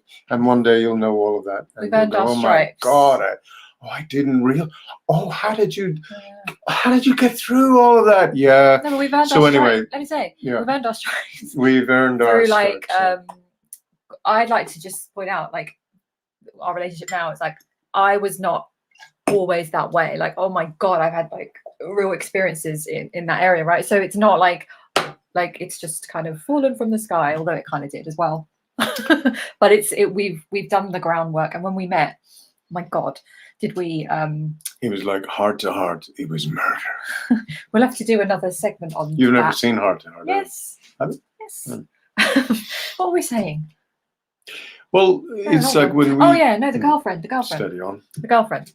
So we got serious quick because we met, and then within 3.5 weeks we got together, and then 4 weeks. So after 7.5 weeks after meeting, we were engaged, right? So it was like serious. Everybody got shocked. Everybody thought everyone thought I was crazy. How could I be engaged to someone? It's like, when you know, you know. So we were fiancé like very early, right? And then we got married 3 years later, husband and wife. And then just this week, was it just this week or last week, you said suddenly, you're like my girlfriend. And I just took that as a compliment. I was like, really? Do you think? He's like, yeah, you're like my girlfriend because it's cool and it's like, we just got a vibe and it's like fun. I was like, yeah, I'll be your girlfriend. Like even when I'm 80, I'll be your girlfriend. Yeah, if you're 80, I'll be 95. Yeah, that's nice. But we got the long lifelines that go to over 100 for me. So like, so we'll be all right. Like people in my family, it's quite regular on both sides actually. So there you go. So a lot of it's genetics as well. We take our marriage seriously, and also we do not. No, yeah, do you know what I mean? I mean, it was all serious. We had a little church wedding. It was. Someone screaming and 2 kids screaming in the background. The whole way through. Thing. But anyway, it was still good. It was still a magical day. It was. But look, we just go back to being kids. Yeah. And I would say, if I had to say one thing, it would be to do that very thing. My Tai Chi master, I was with him I knew him for 30 years. I was training with him for best part of about 22 years. There was some break with military. It's very, very, very hard to join the two, but I managed to keep in the martial arts as well. So, but he used to say, find the boy, rather, lose the man, as well as other things like enter the void and so on and so on. But lose the man, find the boy. Retain that, get back into that youth and that joie de vivre and the elixir of youth and so on. Talked about the old leaves coming off the trees, you touch them, they crack, whereas the new fresh or the fresh ones still are youthful and pliable and durable and tough, and they last longer and so on.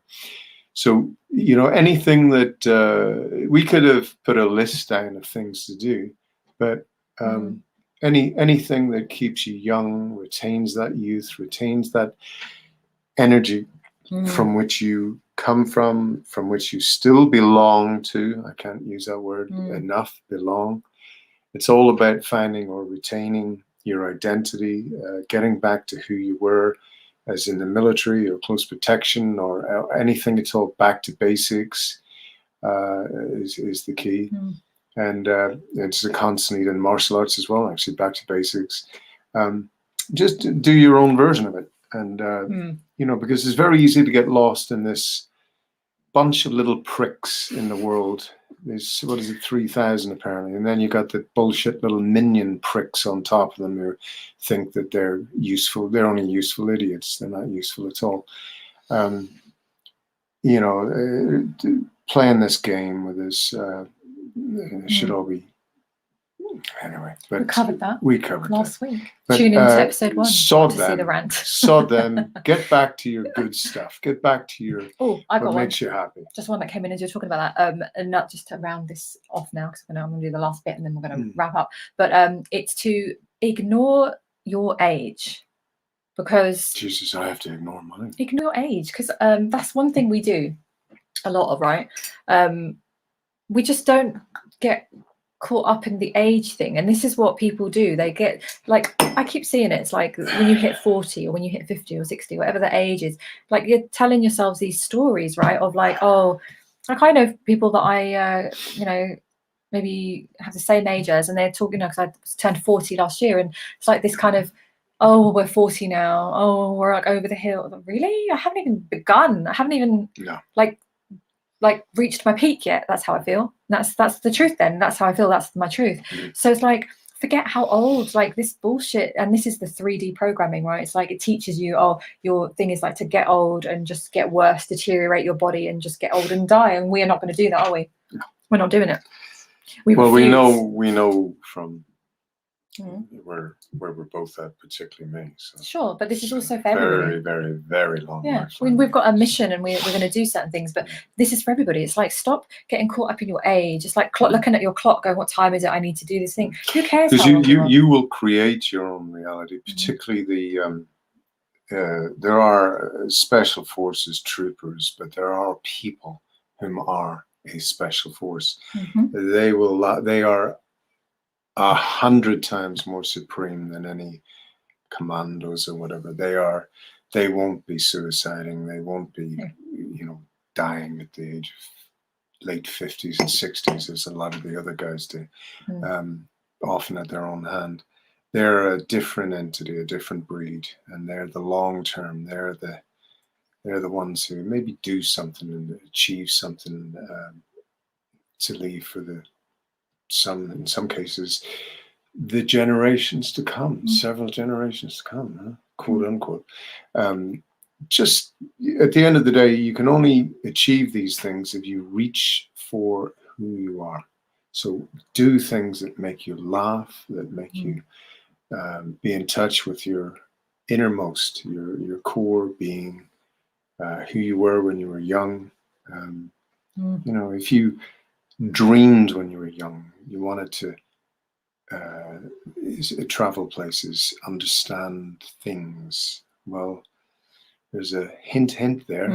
Big hint. Yeah. And, before you look, I lived my life. I could have died any day or any night, anything at all, any bomb, bullet, whatever, right?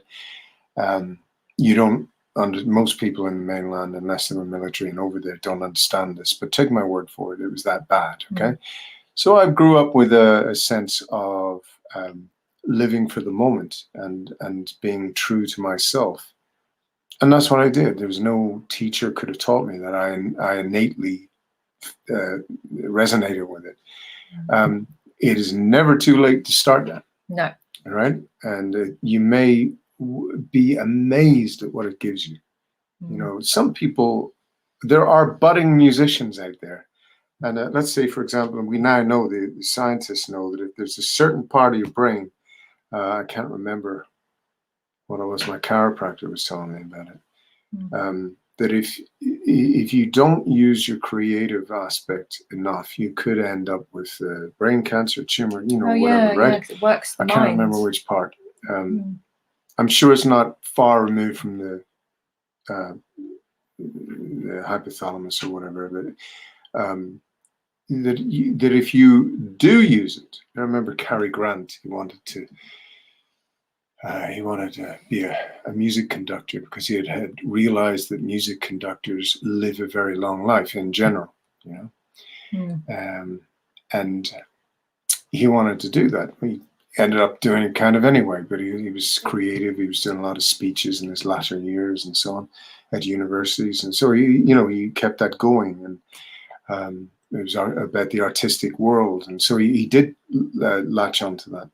But why don't you do some sketches? Why don't you do some sketches with a little funny captions on it? Why don't you do a little book about that?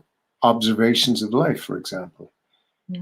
Everybody can create something. Everybody. My client, my oldest client I ever worked with, she was 80. Do you remember?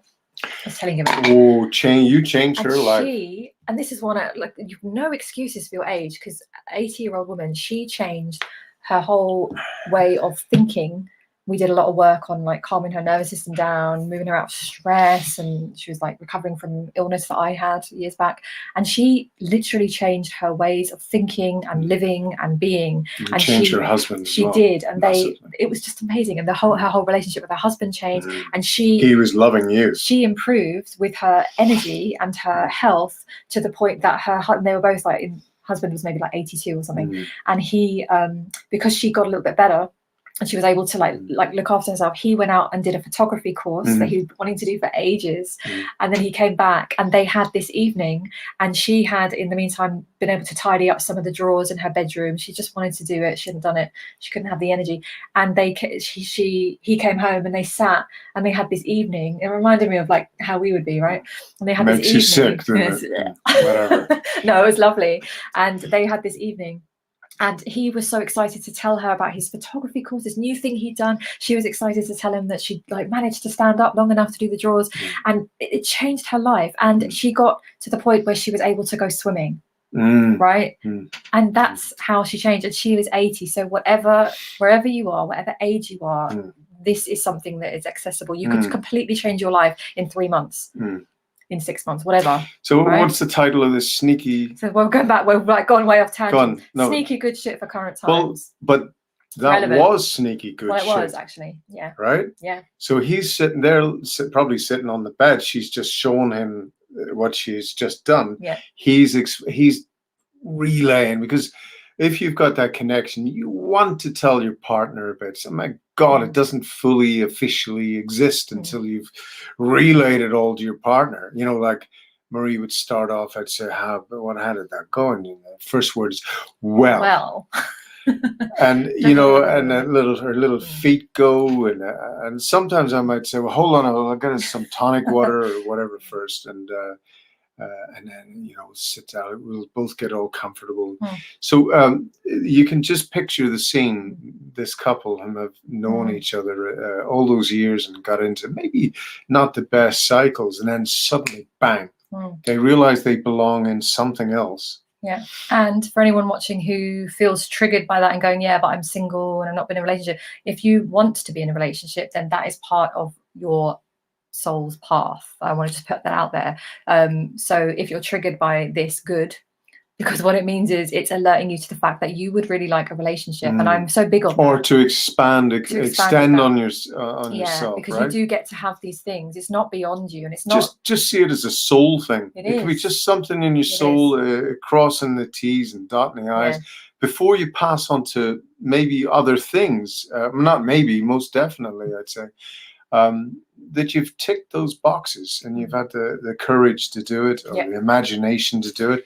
And, you know, why not? Yeah. Not why not. It's what you should be doing. It's all available. Really. It's what life is. I believe in that. It's why you're here. Yeah. So sneaky good shit, current times.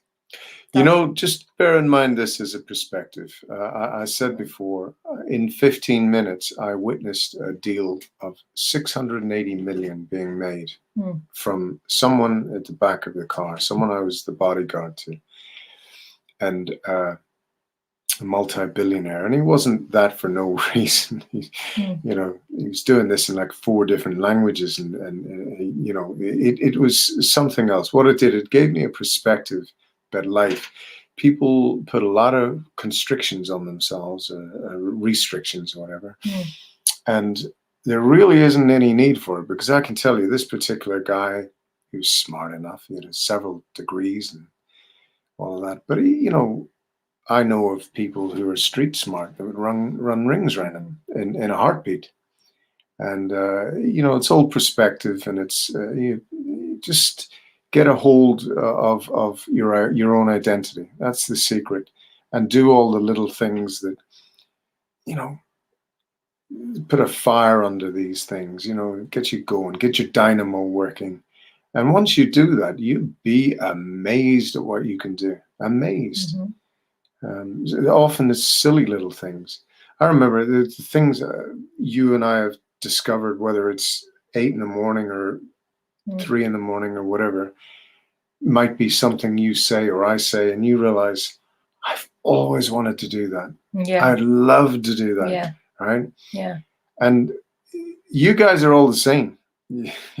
Whatever we've got, you've probably got the same, at least. We forget, don't we? We just like, there's so much to remember about yourself, because I'm still doing it. Like, I'm not there. There is no there, right? We're not complete. No. So we're still like, oh my God, you're right. I wake up and go, oh my God, I didn't realize I love that. It was something I can't remember. It was something recent. I said, I didn't realize how much I really love doing that. I'm going to start doing that more, right? Yeah. So it's like, I think what we do is we stop getting to know ourselves. We feel watching like too much Netflix and shit like that, right? Get it off it. Get off it, guys. TV as well. Throw the frickin' thing out. It's hard though. You gotta have things to replace it, because it's have things to replace it. Plenty of things to replace it. A notebook, for example. You don't have to just a walk around the park. You don't have to just get rid of it all. You can transition. You can start to replace your 2 hours in the evening with 2 hours of something else, right? You don't have to do it. Don't eat for the first 45 seconds upon waking. Just drink 45 minutes rather.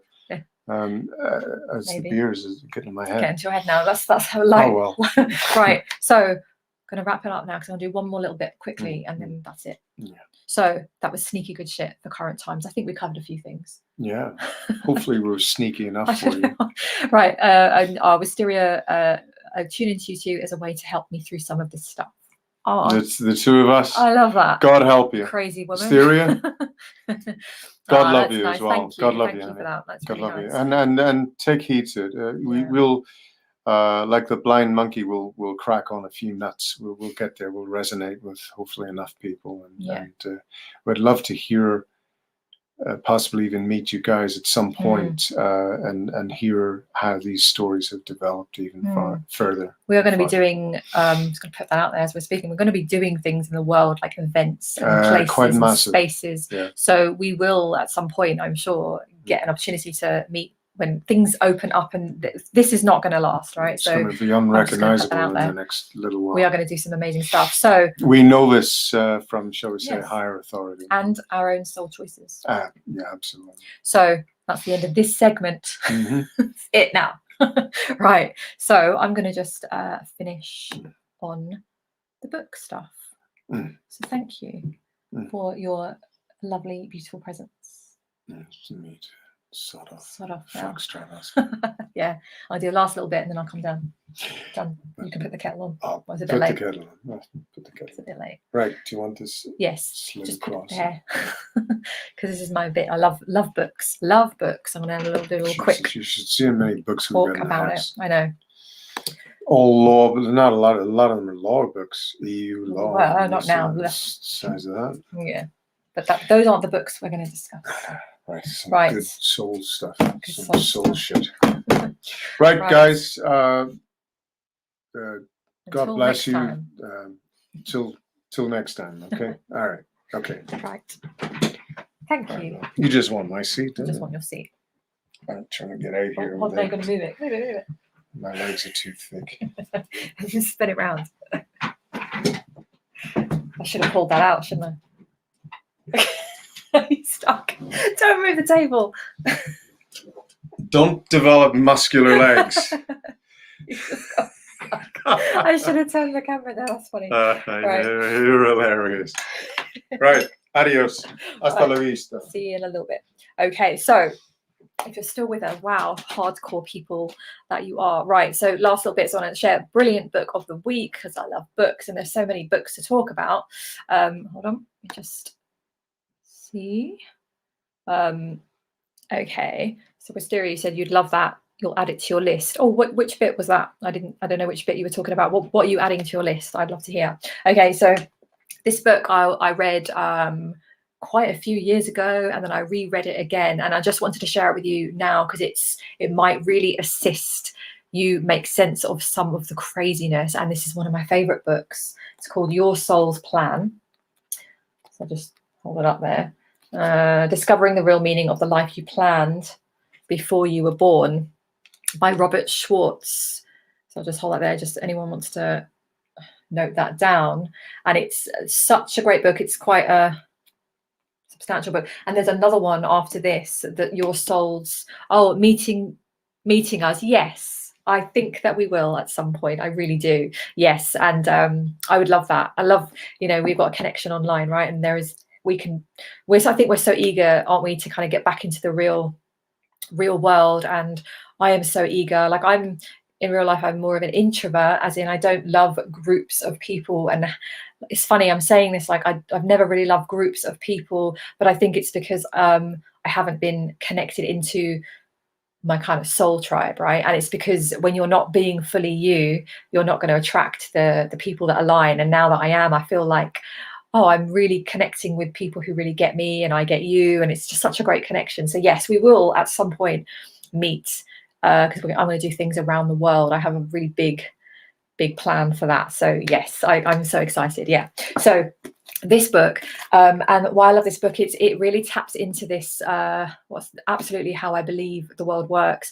But the idea is that you planned this life before you were born, which is incredibly challenging if you are someone who's gone through a load of trauma, and you've been through, like, maybe you've had really difficult family circumstances, or you've just experienced, but I have as well. So I'm still on board with this. And what it does is it opens you up, and it allows you to understand that the challenges that we go through, a lot of these, they don't make sense on a human level, but on a soul level, they really do. And we came here with a blueprint, right? And we have free will. We can absolutely do what we want, go where we want, make our choices. We can change trajectory anytime we want. But there are still pieces that our soul came in with into your present incarnation to learn, to grow, to move through, to let go of, to overcome. And this book breaks down like the real kind of big pieces, like see in here, like it talks about like pre-birth planning, and then like illnesses and like afflictions and addictions and deaths and accidents and loss of loved ones and all those human things we go through. But it's so powerful. And when I read this, I can't remember which year I read it, but I think it was when I was recovering. I think it was 2007, 2009, copyright this publishing this book. But I think I might have read it around 2012 or 13.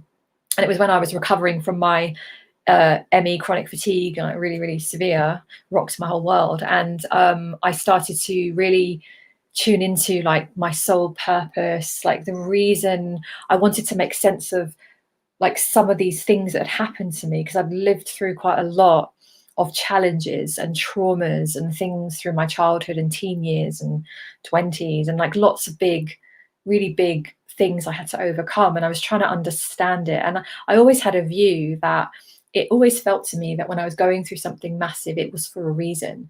Now, to me now in my own life, this makes much more sense given what I'm going to be doing in the world, what I am doing in the world now, and some of my plans, right, in the future. So it really helped me understand. So this is a great book if you want to tap into that, because I think what can help us through this World War III is what I'm going to call it. It is a World War III, is this understanding that this is not meaningless, and where this is all purposeful, right? Doesn't mean we have to love it, doesn't mean we have to be all love and light about it all the time. But when you understand there's a purpose behind these big, sometimes really horrendous life circumstances, right? And understanding that you, as your soul, you've chosen to experience certain things, can be very, very healing. Now, there are always going to be people that find offense with that, or you know, maybe this is triggering you, and this is okay. But often people's responses are bullshit. Why would my soul choose to be abused as a kid, right? Why would my soul choose to be abandoned, beaten, whatever your story is? We have all different stories. Why would my soul choose that? There's no way my soul would choose that. And really, it's difficult sometimes to understand, because your human will say, I don't want to suffer. I don't want to feel this. Who would choose this experience, right? Some of us have had really horrific traumas. So I'm trying to share this in the most sensitive way. It's not to say that you've chosen it because you want to, you know, you've just chosen it for fun. It's we make decisions on a soul level which are very different to when we come down in human form. So it's sort of differentiating between that. But it's such an incredibly empowering, healing thing to learn. I think it's really, really helped me over the years. So I wanted to share that with you, because I think a lot of you might be ready for that.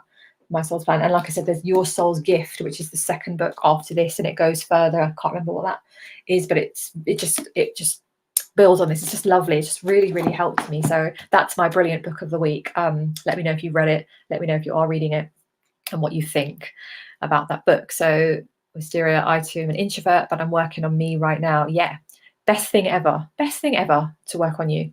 It's hard to come to terms with the fact that I chose to go through all the BS I've been through to this point, but I'm trying to wrap my mind around that and grow from it. Yeah. So again, yeah, it's not to say that this is how I kind of reconcile it. It's like, I know on the human level, I want to be happy. I want to grow and prosper and thrive and all of that stuff. I want peace. I want love, all of that stuff. Right. And I look back at my younger self and know that's what she wanted too. All she wanted was love.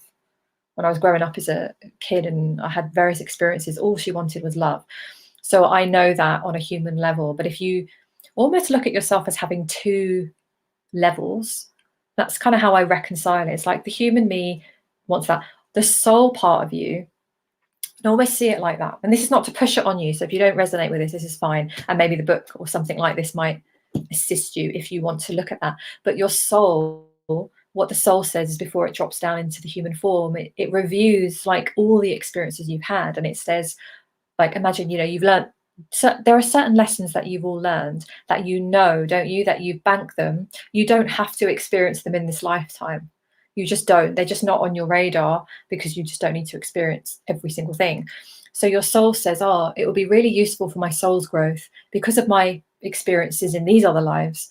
It'll be really useful if, to balance that out, or to help me overcome that other thing, I experience this. So when I experience this, what it does is it cracks me open into this. So I'm going to use myself as an example. So let's say my soul made the choice, which I'm pretty confident to say this, my soul made the choice that at some point in my life, I'd reach a point of, I would be likely to have lived my life a certain way. And so my body would create this illness, which it did, ME, chronic fatigue, fibromyalgia, as a result of how I was living and how I was carrying everything. So my soul decided it would be really beneficial for me to experience this illness that on a human level would look like absolutely catastrophic, devastating, and horrendous, which it was. It was all those things. But the soul says, well, what that will allow me to do is, if I go through that experience, it's going to strip me away of all the outside things. It will force me then to go within. It will start to tap me into my own power, and it will kickstart this journey for me to be able to then train here, grow here, heal this, and then it set me up to do the actual thing that I came here to do, right? That's a very simplified version. And I know, I recognize in my own life, I've had other experiences that now looking back, I can go, oh my God, I went through that. Now I can do something with that. I often have sessions with people where I think, I can really relate to that person's suffering, because I know how that feels to some extent. I've had that version of that. So it's like everything you go through, and you don't have to consciously know it, but it's almost like a trust of, there is a divine plan behind everything. At the same time, though, you get to choose, and you can shift trajectories, and you can create a very different future for yourselves going forward. So that's just my perspective. So I don't know if that might assist you, or it's just to open your mind to this concept. But it's not that you've got to force yourself into going, oh yes, I totally accept what happened to me and I'm glad it happened. You don't have to do that. You don't have to. But yeah, if you're interested, check this out, because it really does. It's a very beautiful book, and it's got it's like hypnotherapy. I think it's the one. I think there was some hypnosis sessions, and the guy was, there's like, they worked with 4 mediums and channels, and then they spoke to people's souls, and it was like transcribed, and there's conversations in there. It's really deep. It's a really deep concept. So I just throw that open, because the reason I think it's relevant is right now, especially when you're going through hardships, sometimes we can go into this victim mentality. And I've been there loads of times, where it's like, why is this happening to me? Why am I going through this hardship? This is like awful. But if you understand, right, I get to learn something from this. You don't have to love it. You don't have to be okay with it, but you can say, right, what is the learning that I can get from this? Because if nothing else, it teaches you that you do not like this thing, right? It gives you a preference. If nothing, and I'm sure there are many lessons, but if you don't even know what the lesson is yet, you've already learned that the thing that happened is something that you do not wish to repeat. You've got boundaries, you've got things in your life, right, that you are not prepared to repeat. So it is all learning. So I hope that makes sense. But it's a great book, and it's such a fascinating topic. And I wanted to share that with you. So nearly 2 hours. So I'm going to wrap it up now. Thank you for staying with me live. For those of you that are here through the whole thing, wow, thank you. I really honor that, and I appreciate that. And thank you to all of you who are watching the replay. So you can relate to a lot of the things that you've shared, having gone through so far. I'm a little bit older than you are now, and I can completely understand so much of what I've heard from you. I thank you for sharing with us. Oh, you're so welcome. You're so welcome. I'm always happy to share things that hopefully relate, right?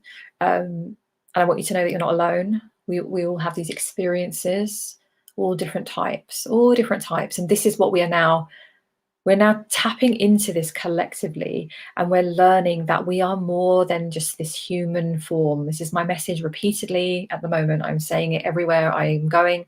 We are more than the human form, and we're really starting to realize this and step deeper and deeper into this soul awareness, soul essence, who we really are, why we're here, what we're all about. And this is the most beautiful journey to be on. So thank you for sharing this with me. Thank you for watching the replay. And if you are watching the replay, feel free to any comments, any things, any questions. You can inbox me, you can message me wherever we're connected. If you have any questions, if there are any topics you'd like me to cover on the show, any explorations of any aspects, feel free. All right. So Awake Lippy episode 2. Thank you for tuning in.